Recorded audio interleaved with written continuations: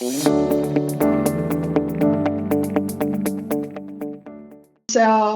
the first thing I'd like to talk about is what exactly we do and our purpose.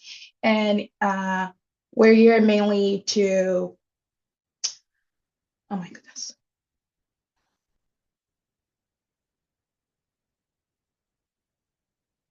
Okay. Here mainly to unite and inspire all Canadians to take control of cancer. So we know that there are a lot of people who have cancer out there and they have families and stuff like that.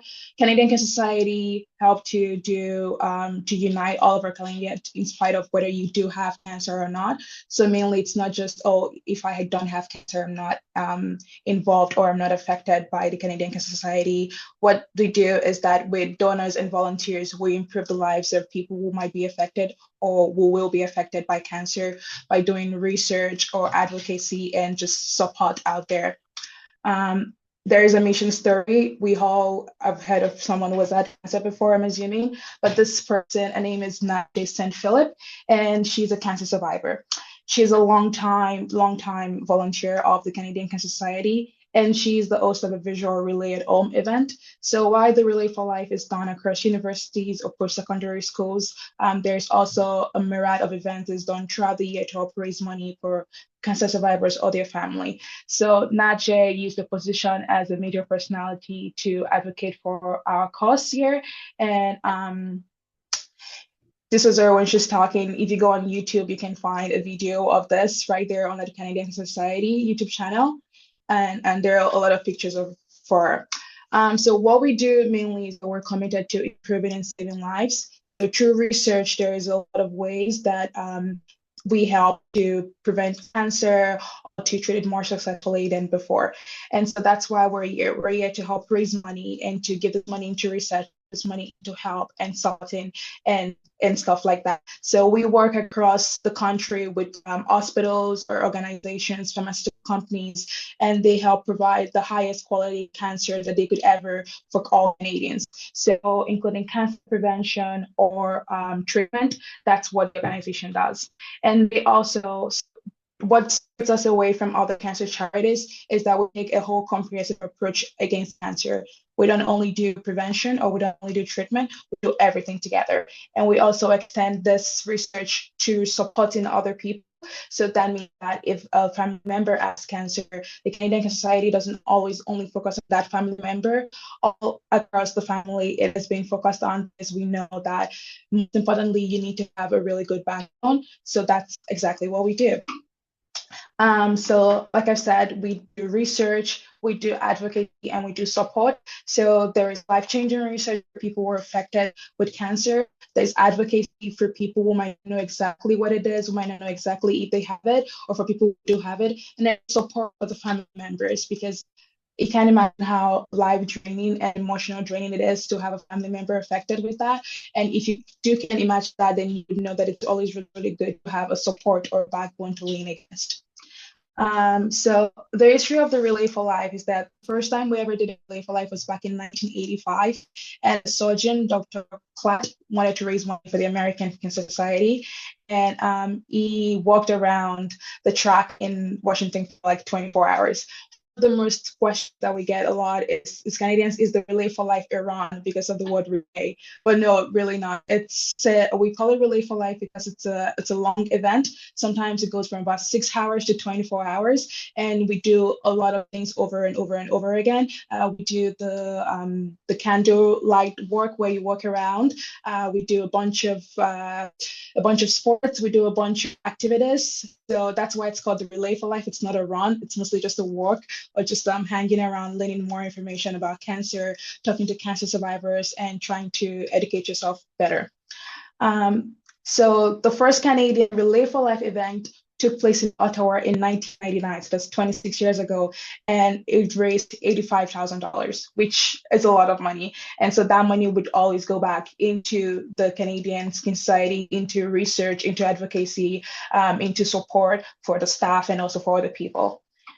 The first Relay for Life youth event began in 2002, 24 years ago, with four high schools, and they in total raised $110,000. So why it might be easy to just think that cancer only or cancer affect people who are not, they're not in high school, they're not in secondary school, they're not in post-secondary school. The youth have always come together every year across Canada in different universities or different high schools to help raise money, and they do an amazing job. So the first post-secondary was a year later, that was in 2003, and it happened at Sir Sanford Flint College, and then Huron, where they raised together $17,000 for the year, which is really, really good because I'm assuming those are really small colleges and they don't have really a lot of like, people, but still the dedication that's been put into the work and been put into raising money and being put into telling people what it is about, because this money is mainly coming from the student of themselves. And if you're a student like me, you know how tight your process can be. So for a student to be able to give this kind of money to a course that they might not be directly affected by shows that it's something that really, really echoes throughout everyone's lives.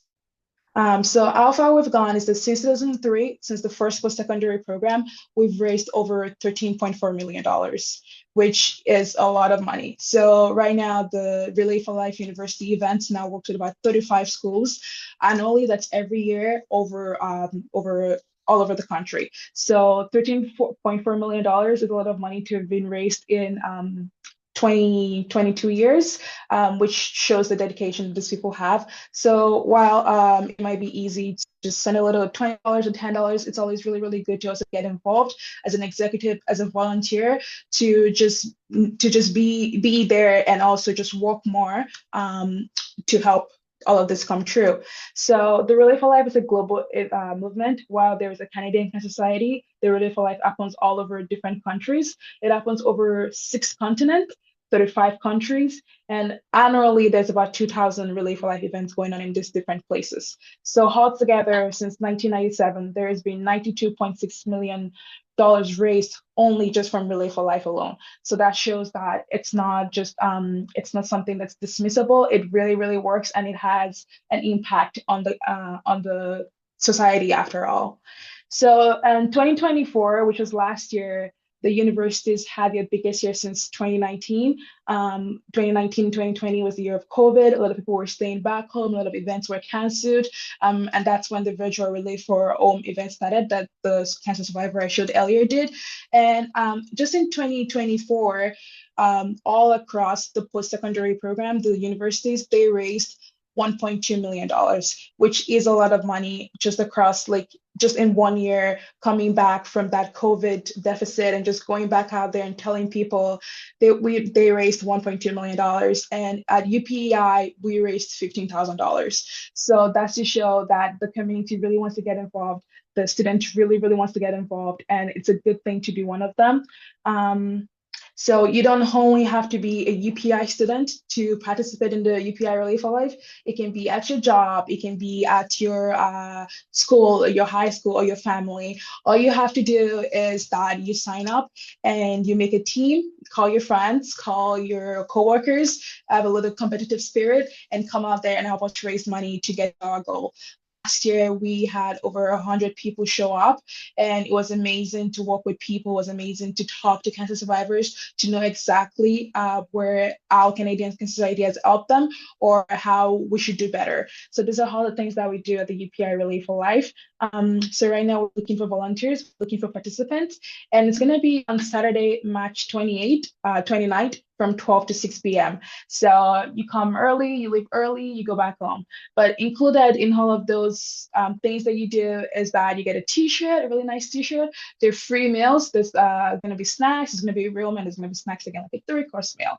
And there are giveaways, there are drawers, and it really helps you build your resume. So last year, like I said, we raised $13,000 for the UPEI, and it was really, really good because our goal was $10,000 and we overshot it, which is by 30%, which is amazing. It was really, really fun. So we hope that you can come and join us and help us make it a success again this year, because we can't really do it alone. It's really, really hard. There's probably like 7 of us on the team. So it's amazing when people come together and they just show, and also they just tell us exactly what they want us to do or what they would like to do, and they help us raise money and help us fundraise and things like that. And it would be a great way to, like I said, to build your resume, but also just to show your support to people who are affected with cancer. And if you do have Instagram, it would be a great idea to follow our Instagram, which is UPI Relay for Life, because it's where we show our events or tell you there's a snow day, it's very, very bad, and stuff like that. So yeah, I'm gonna stop sharing my screen and see if anyone has any questions, and I'll be happy to answer.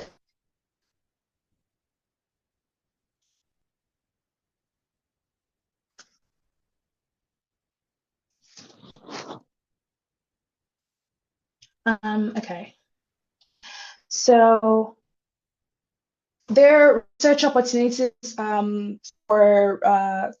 for fundraising, but mainly to get involved with that, you'd have to get involved with the Cancer Society itself. With the UPI Relay for Life, what we do is that we fundraise and then the money goes back into the research stream. So if you're much more interested in the research part, we can definitely put you on the way to that, but we don't really do that.